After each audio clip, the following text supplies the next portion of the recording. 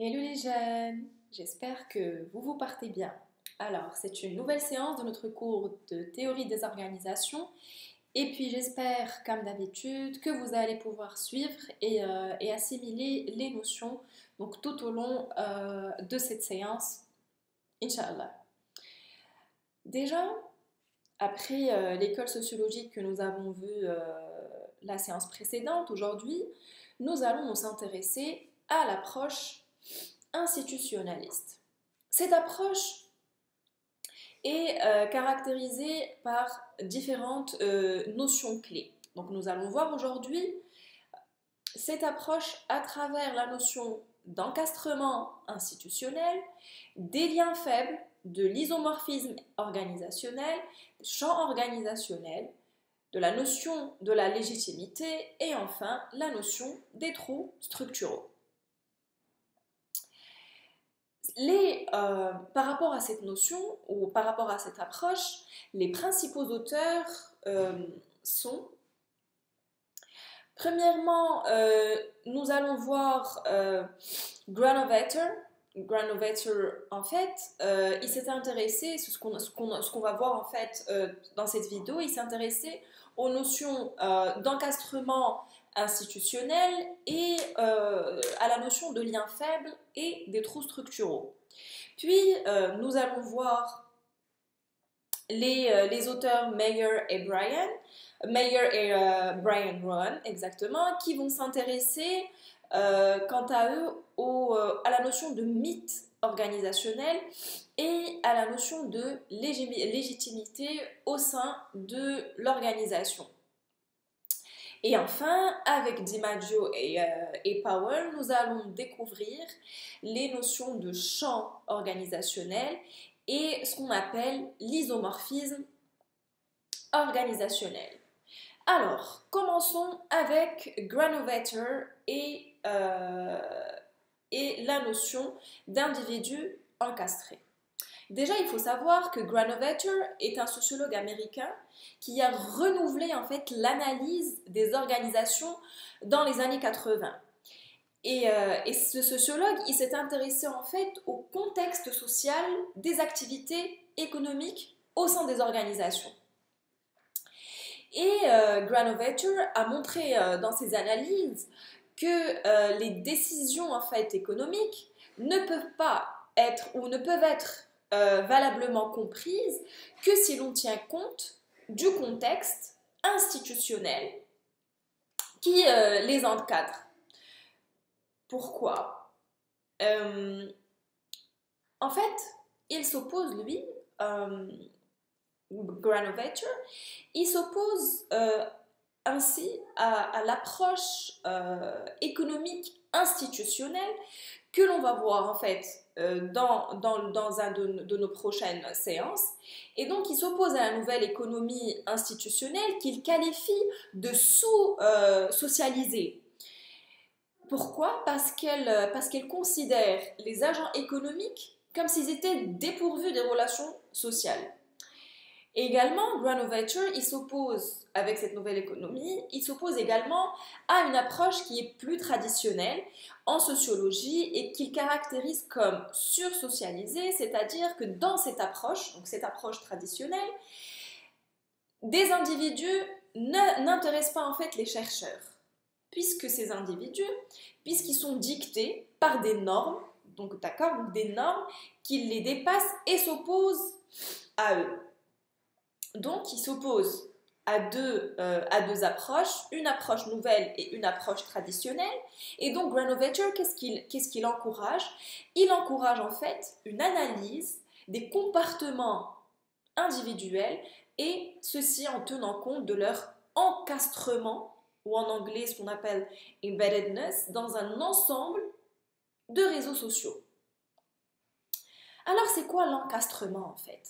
L'encastrement, en effet, il est considéré comme primat des relations interpersonnelles sur les relations entre organisations et donc cet encastrement montre à quel point les comportements économiques au sein d'une organisation sont au contraire encore fortement liés aux relations sociales notamment à partir de l'analyse des réseaux sociaux.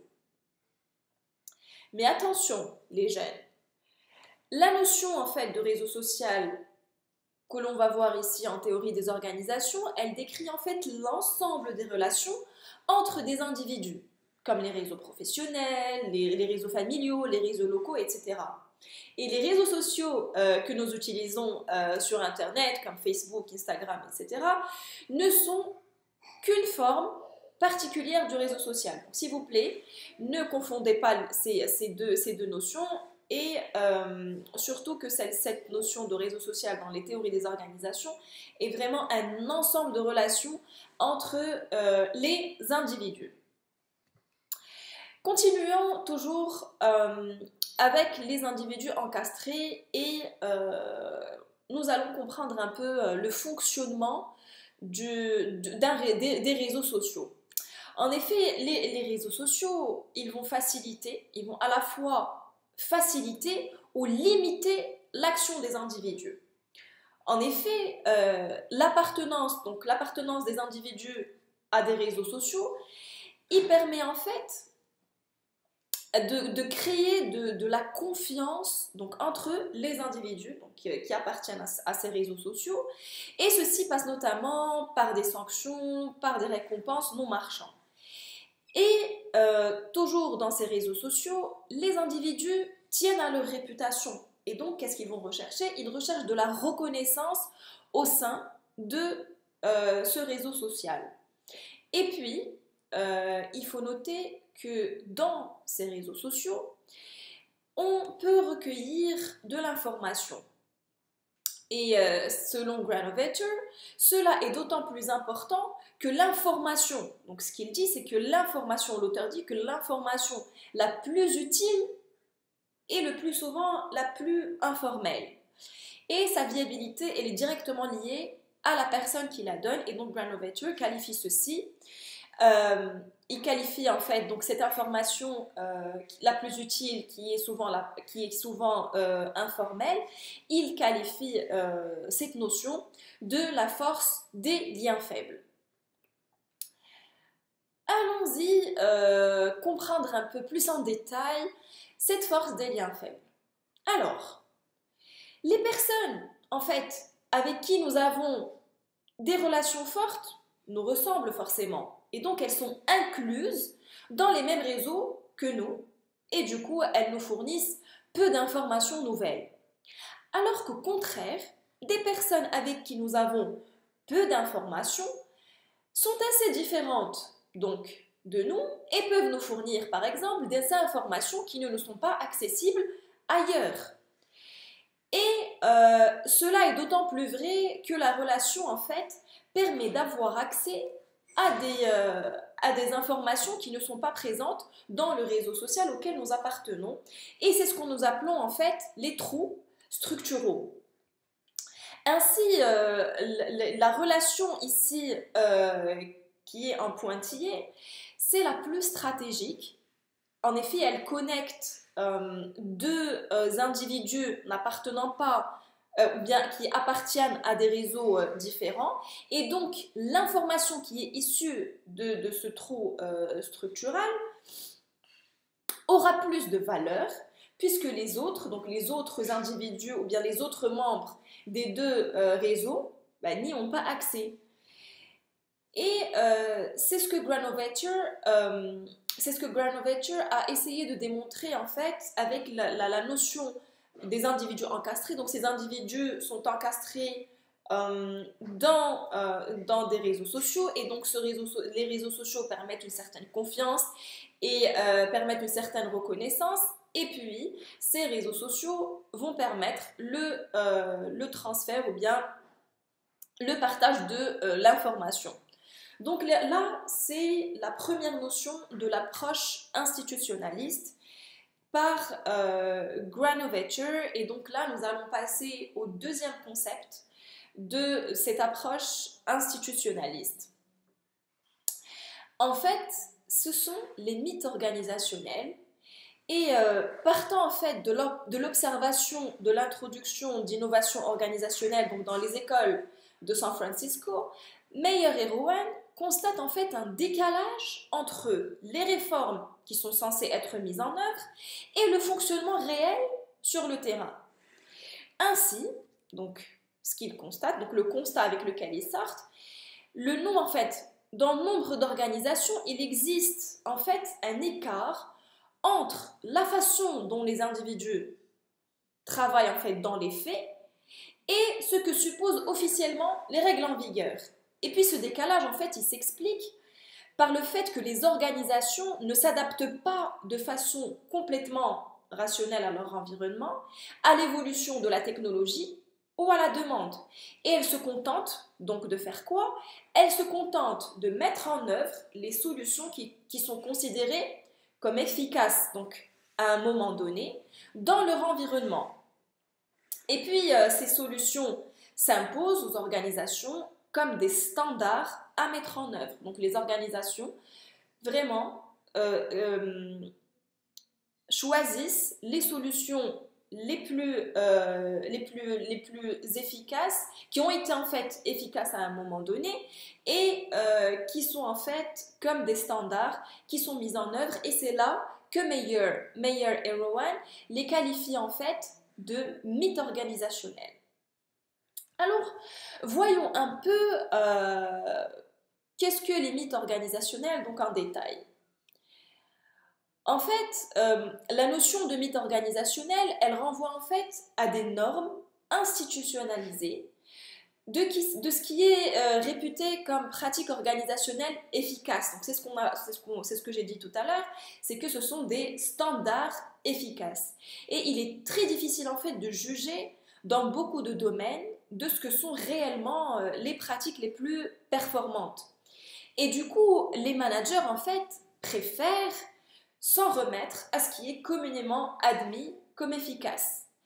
Et en fait, ces choix, ou bien le choix de ces managers, leurs choix organisationnels, sont surtout guidés par un souci de légitimité vis-à-vis de leur environnement.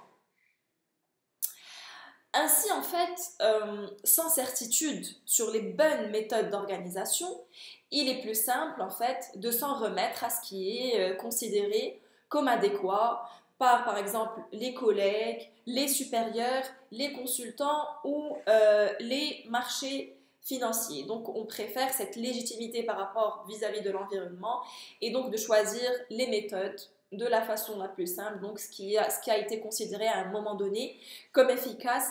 Et les individus, en fait, sont donc peu conscients de l'existence de ces normes de rationalité donc qui s'impose à eux. Donc c'est là les trois caractéristiques ou bien définitions des mythes organisationnels.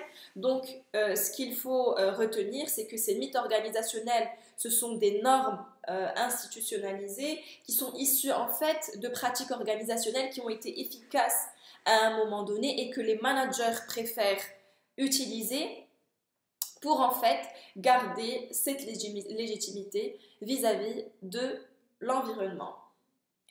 Ceci a été par rapport au deuxième concept de l'approche institutionnaliste. Donc premier concept, c'est l'encastrement des individus au sein des réseaux sociaux.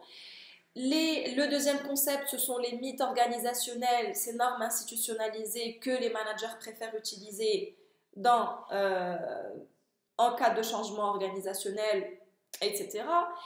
Et voyons donc le troisième concept, ou bien la troisième notion liée à l'approche institutionnaliste. Donc en fait, pour rendre compte de l'encastrement institutionnel des organisations, Paul DiMaggio et Powell, ils proposent la notion de champ organisationnel. Qu'est-ce que le champ organisationnel? Celui-ci est défini comme un ensemble d'organisations qui constituent une aire de vie institutionnelle reconnue. Et donc cet ensemble, ce champ organisationnel ou cet ensemble, en fait, il peut être constitué des fournisseurs les plus importants, il peut également être constitué des consommateurs des ressources et des produits de l'organisation, Le champ organisationnel est constitué aussi des institutions réglementaires, mais également d'autres organisations qui produisent les produits ou les services donc similaires à l'organisation. Et donc à l'intérieur de son champ organisationnel, une organisation en fait, elle va subir des pressions et donc des influences qui vont formater son fonctionnement et sa structure. C'est ce qu'on a vu un peu, ça nous rappelle un peu la théorie de la contingence, donc l'influence des facteurs externes, par exemple, sur la structure de l'organisation. C'est le cas aussi ici, c'est que à l'intérieur de ce champ, une organisation, elle va subir également des pressions et des influences, et du coup, qui vont avoir des influences sur sa structure. Mais, pour les deux sociologues, donc pour DiMaggio et Powell, et contrairement à ce qu'affirment les auteurs du courant de la contingence, les changements organisationnels ne sont pas uniquement des réponses directes aux pressions de l'environnement concurrentiel, mais également ils sont le produit du fonctionnement du champ organisationnel, donc lui-même. Et là, nous allons parler de ce qu'on appelle un processus d'homogénéisation. Donc ce processus d'homogénéisation, qui se traduit en fait par le fait que les organisations tendent à se ressembler donc au sein du même champ. Et il est appelé, c'est ce qu'on appelle en fait l'isomorphisme. Expliquons un peu tout cela. En d'autres termes, donc dans un champ organisationnel, les organisations sont tellement nombreuses. Donc on a vu c'est quoi le champ organisationnel, ce sont les fournisseurs, les autres organisations qui produisent le même service et produits que l'organisation, c'est les institutions juridiques, c'est les consommateurs, etc. Donc c'est l'ensemble.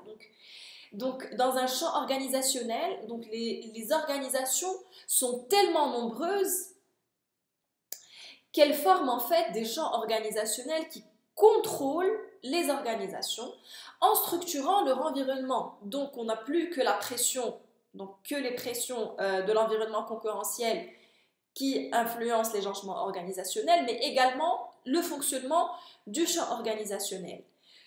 Et du coup, pour faire face à ce changement, les structures organisationnelles vont se ressembler de plus en plus et de plus en plus elles deviennent isomorphes, c'est-à-dire la même forme. Et donc cet isomorphisme a des caractéristiques. Et selon les auteurs, en fait, ils proposent 3 mécanismes de changement isomorphique.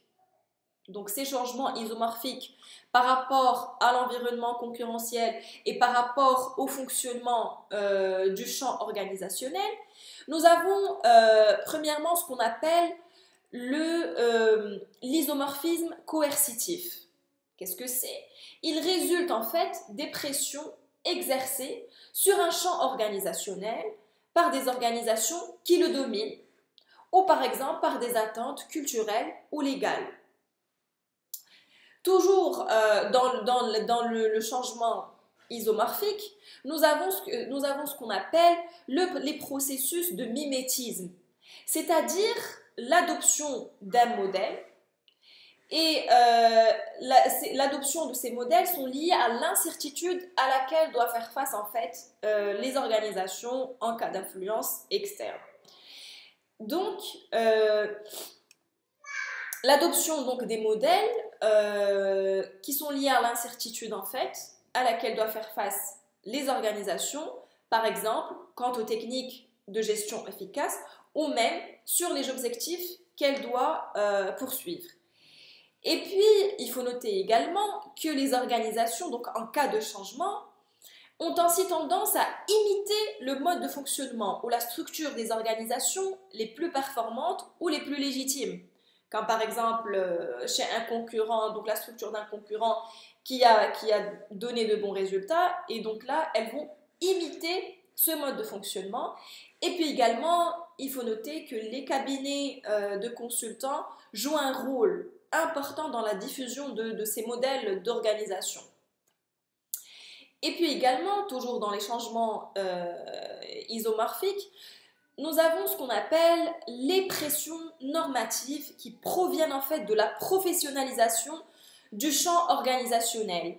Et en fait, le processus de professionnalisation est le fait de définir et d'imposer collectivement des standards de travail qui permettent aux membres d'une profession de renforcer, et on revient à la notion, donc de renforcer leur légitimité et d'accroître une certaine autonomie.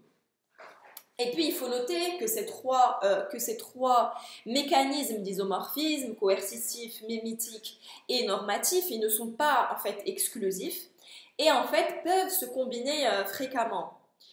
Et donc, DiMaggio et Powell, donc pour conclure par rapport à la notion de champ organisationnel et l'isomorphisme, DiMaggio et Powell ne considèrent pas en fait que les forces concurrentielles sont sans impact sur l'organisation, d'accord? Mais ils montrent également que les décisions prises ne répondent pas uniquement à une rationalité économique ou technique, et elles n'ont pas pour seul objectif l'efficacité, mais également il y a une recherche de légitimité, ce qui nous rappelle un peu la notion que l'on a vu au niveau des mythes organisationnels. Ainsi, le cours de l'approche institutionnaliste touche à sa fin, mais récapitulons tout ce qu'on a vu dans cette vidéo. Donc nous avons vu dans un premier temps la notion d'encastrement institutionnel, c'est-à-dire que les individus appartiennent à un ensemble de réseaux sociaux qui permettent en fait de mettre ces individus en confiance et ces réseaux sociaux permettent de recueillir de l'information. Et là, Granovetter a démontré de ce fait que les liens les plus utiles ne sont pas les plus intenses, donc il qualifie en fait de liens faibles. Il a démontré également l'importance des trop structuraux, c'est-à-dire que les personnes qui ont peu de relations avec nous permettent l'accès à des informations qui sont plus pertinentes. Puis nous avons vu dans un deuxième temps la notion de mythe organisationnel, et là Meyer et Rowan constatent qu'il y a un décalage entre la façon dont les individus travaillent dans les faits et ce que supposent officiellement les règles en vigueur. Pour faire face donc à ces décalages, les organisations, elles ont tendance à trouver des solutions standards et ces choix sont surtout guidés pour un souci de légitimité vis-à-vis de l'environnement. Et enfin, nous avons vu les notions de champ organisationnel et d'isomorphisme. Et là, il y a des institutions en fait, des modèles de comportement contraignants capables d'imposer en fait des sanctions. Et ces institutions sont tellement nombreuses et sont désormais tellement nombreuses qu'elles forment des champs organisationnels qui contrôlent les organisations en structurant leur environnement. Et c'est ce qu'on a vu, c'est que les structures organisationnelles se ressemblent de plus en plus et donc sont de plus en plus isomorphes. Et là, nous avons vu trois types d'isomorphisme. Nous avons l'isomorphisme coercitif, c'est-à-dire par exemple nous pouvons avoir des contraintes légales donc pour minimiser la pollution ou par exemple permettre la concurrence. Nous avons l'isomorphisme mimétique pour limiter en fait les incertitudes liées par exemple au changement aux technologies, par le fait aussi d'imiter les solutions des concurrents qui semblent le mieux réussir, etc. Et enfin, l'isomorphisme normatif qui est soumis à des pressions normatives.